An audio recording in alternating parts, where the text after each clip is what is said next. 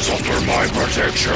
You shall not harm her. Salut tout le monde, c'est Xavier, bienvenue sur Watch Mojo français, et aujourd'hui on va compter les meilleurs moments de vantardise entre les Autobots et les Decepticons.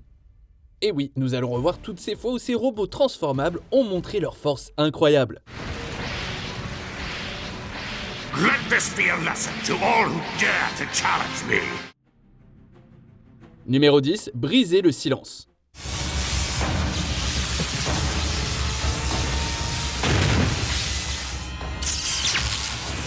C'était pas évident pour les séries suivantes d'égaler la prestance de Soundwave dans G1, mais la version de Prime est tout de même impressionnante à sa manière. Oui, enfin bon, vous savez, même s'il peut pas parler. Bien sûr, tout méchant finit par avoir ce qu'il mérite, et pour Soundwave, ça s'est produit lorsqu'il a été capturé par les Autobots, qui ont tenté d'extraire des informations sur les plans des Decepticons.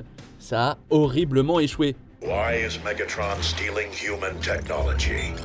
What is he attempting to build? Why is Megatron stealing human technology? Bien qu'il soit ligoté et menacé, il refuse de livrer la moindre information. En fait, il va même plus loin et commence à effacer tout ce qu'il sait juste devant eux, puis brise des années de silence juste pour leur jeter au visage le fait que c'est lui qui a gagné. Soundwave superior. Autobots inferior. C'est pas seulement mesquin, c'est aussi une vraie démonstration. Numéro 9, tout ce que vous pouvez faire, Megatron peut mieux le faire. Impressive.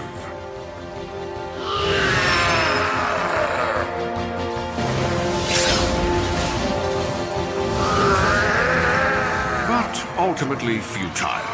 Des choses étranges se sont produites avec Megatron après sa disparition apparente dans la série Cybertron. Personne ne pouvait toucher sa nouvelle forme fantomatique, mais lui pouvait très bien toucher les autres. Enragé de le voir revenu d'entre les morts, Léo Breaker fonce tête baissée et reçoit en retour une bonne dose de jeux mentaux.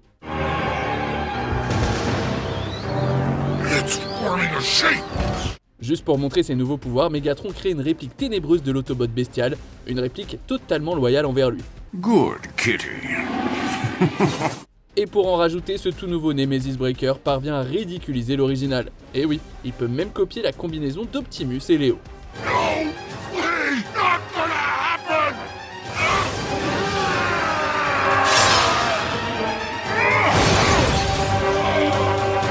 Numéro 8, le massacre de Magnus. Ça vous fait pas kiffer quand un personnage disparaît pendant la moitié d'une série, puis qu'il revient pour se faire éliminer sans aucune cérémonie? Eh bien, le commandant de la cité Autobot et ancien détenteur de la matrice, Ultra Magnus, a eu cet honneur dans les jours de Headmaster. Après que Galvatron a décidé, pour une raison quelconque, de faire exploser la Terre, les Decepticons ciblent la forteresse des Autobots.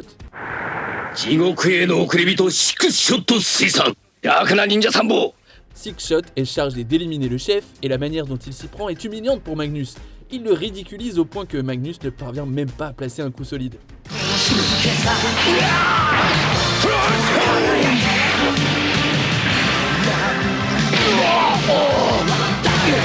Comme pour dire achetez mon jouet les enfants, regardez ce que je peux faire, ou encore appuyez sur le bouton j'aime de cette vidéo, il alterne entre ses formes et écrase son adversaire.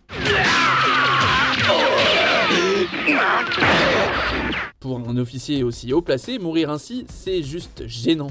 Désolé l'ami. Magnus, Ultra Magnus. Numéro 7, revendiquer le trône. Megatron a décidément pris l'habitude de se vanter au détriment de Starscream.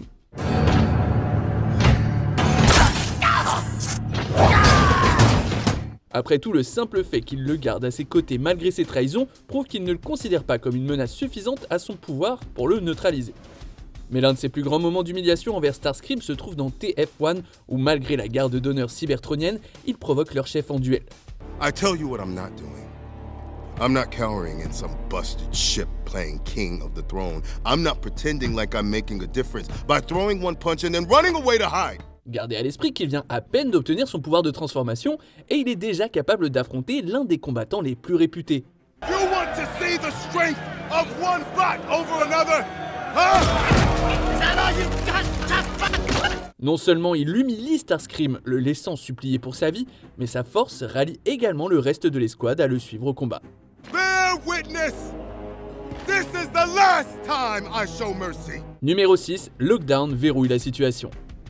En tant que chasseur de primes, se vanter est un peu la spécialité de Lockdown.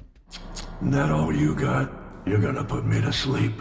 De ce fait, presque chaque fois qu'il apparaît à l'écran, il s'assure de démontrer à quel point il est redoutable. Certes, les Autobots ne sont qu'une équipe de techniciens, mais ils avaient déjà prouvé qu'ils pouvaient affronter des ennemis puissants, donc ça n'aurait pas dû être aussi facile pour un seul individu de tous les neutraliser. You can call me Lockdown.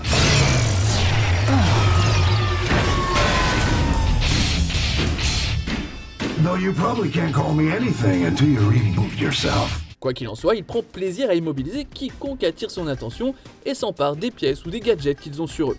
Parce que rien ne dit « je suis le plus fort » comme battre ses adversaires avec leurs propres améliorations. Now that was just sad.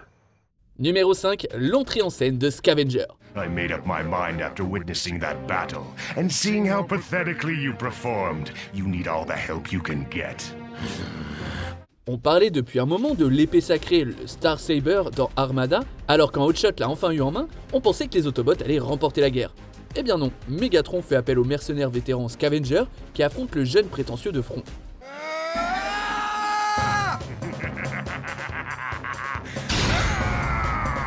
Sans aucune arme, il tourne autour de Hotshot qui réalise bien vite que son arrogance était totalement infondée.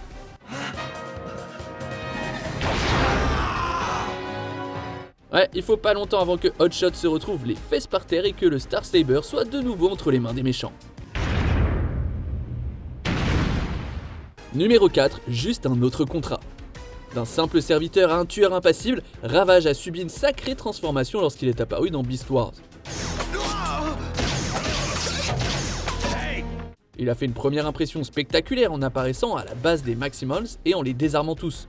I only wish to avoid any regrettable accidents to my person. Comme si ce n'était pas déjà assez impressionnant, il passe ensuite à sa mission principale, nettoyer le désordre laissé par Megatron en infiltrant sa base et en l'enchaînant. En quelques instants, Ravage a réussi ce que les Maximals n'avaient pas pu accomplir en plus de 30 épisodes.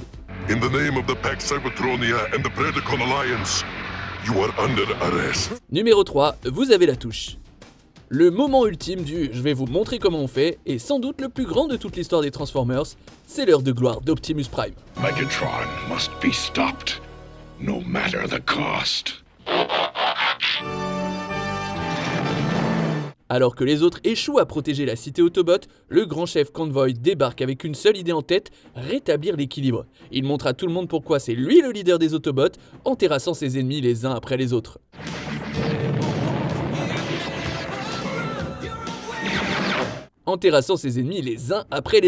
Puis lors de son duel contre Megatron, ce dernier brise la promesse qu'il venait de faire à propos de ne pas utiliser d'armes.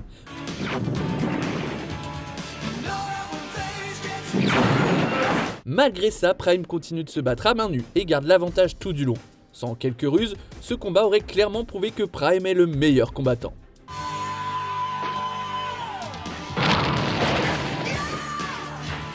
Finish him off, Prime! Do it now! Numéro 2, l'apparition de Primus. So huge, it's hard to believe he's real. Surprise, surprise, Starscream faisait encore des siennes pendant Cybertron, mais cette fois il avait de quoi se vanter. Après tout, il était désormais imprégné de l'énergie de Primus, ce qui l'avait rendu colossal et surpuissant. Les Autobots ont eu toutes les peines du monde à le repousser, il fallait donc quelque chose d'extrêmement puissant pour le remettre à sa place. Disons, la planète elle-même, Cybertron. Eh ouais, c'était Primus depuis le début en fait, et une fois éveillé, on découvre à quel point il est monstrueusement fort. Il envoie valser Starscream, gonflé d'énergie comme une simple vulgaire mouche. Vu les ennuis qu'il avait causés à l'équipe, voir Primus le réduire à une plaisanterie, ça nous laisse bouche bée.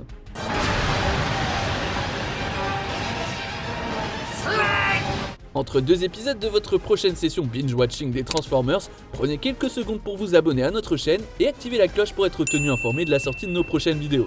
Un petit j'aime et un commentaire sont également bien appréciés. Numéro 1, la coupe de la montagne.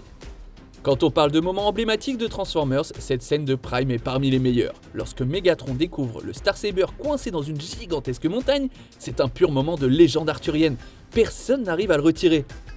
Du coup, pour éviter qu'il ne tombe entre deux bonnes mains, il décide de dire tant pis et emporte la montagne entière, carrément. Mais c'est pas ça qui va arrêter un Prime, hein, pas vrai? Optimus parvient à s'emparer de la lame.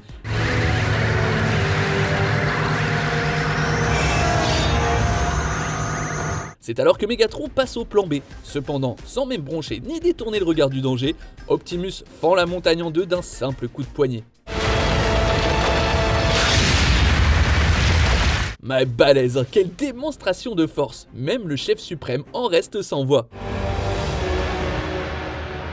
Et selon vous, quel est le plus gros flex de Transformers? Que pensez-vous de notre sélection? Dites-le moi dans les commentaires et checkez ces autres super vidéos de WatchMojo français.